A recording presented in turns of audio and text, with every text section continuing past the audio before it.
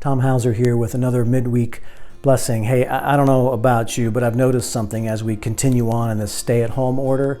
It's feeling less like a stay-at-home order and a little more like a quarantine. I mean, people are getting antsy. I'm getting antsy. Some people are working more than ever and they're just exhausted. Other people are just working differently and that's tiring as well. Some people don't have any work to do at all and that's its own form of madness. You've got students at home trying to get educated by their parents who are trying to figure out how to educate them. Families cramped up in houses or people isolated all by themselves. One way or the other, people are getting exhausted by this whole deal. So I want to suggest a soul exercise for us today, something that might help kind of pull us out of this place we find ourselves in, or maybe more accurately, grab the Father's hand so He can pull us out of it. I want to suggest a quarantine in a quarantine. A quarantine in the quarantine. First of all, let me define the word quarantine. A quarantine is simply a time and a place of isolation where someone goes if they've been exposed to some sort of infectious disease. The idea is while the person's in quarantine, it's safe for them and safe for the people around them. While they're in quarantine, they can get rest and medicine and food, and they can come out of quarantine healthier and safer than when they went into it. And so by being in quarantine, it's better for them and it's better for the people around them. So with that in mind, again, let me just suggest that we do a quarantine in the quarantine. Paul actually talked about this kind of in Philippians chapter 4, verse 8. He said this, he said, "And now, dear brothers and sisters, one final thing, just one more thing," he said. "Fix your thoughts on what is true and honorable and right and pure and lovely and admirable. Think about things that are excellent and worthy of praise."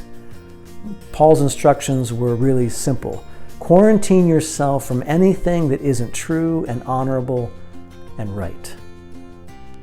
Whatever's not pure or lovely or admirable, get away from it. Quarantine yourselves from all these things. Think about only things that are excellent and worthy of praise. So let me suggest to you a way to do this, a way to have a quarantine in a quarantine. For an entire day or half a day if you can't stand it, quarantine yourself from the world's messaging to you. Isolate your ears, isolate your mind, isolate your eyes, isolate your heart from anything that the world has to tell you. How do we do this? So let me give you 3 things to do for this day or half a day. First, listen only to Christian music. I know that sounds like an extreme thing, but only Christian music. Whether you stream it, view it on YouTube, you have a vinyl record, cassette tapes, 8 tracks, whatever it is you use, only listen to Christian music. Number 2, only watch Christian videos. Netflix has them. YouTube has them. The church has a giant library of Christian content called Right Now Media that's free for our church members to use. Get a login on our website and watch away. It's got stuff for all ages.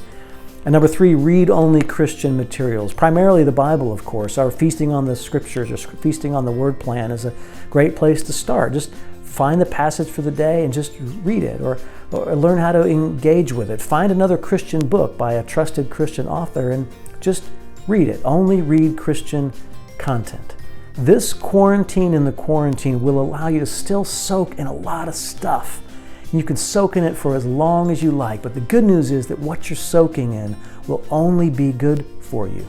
And I promise you that God will meet you in this quarantine. You'll find yourself rested and renewed and refreshed and ready to re-engage with life when you come out of the quarantine. Your mind will be changed, your heart will be changed, your life will be changed, maybe just a little bit, but maybe a little bit is enough for now. Till next week, peace, friends.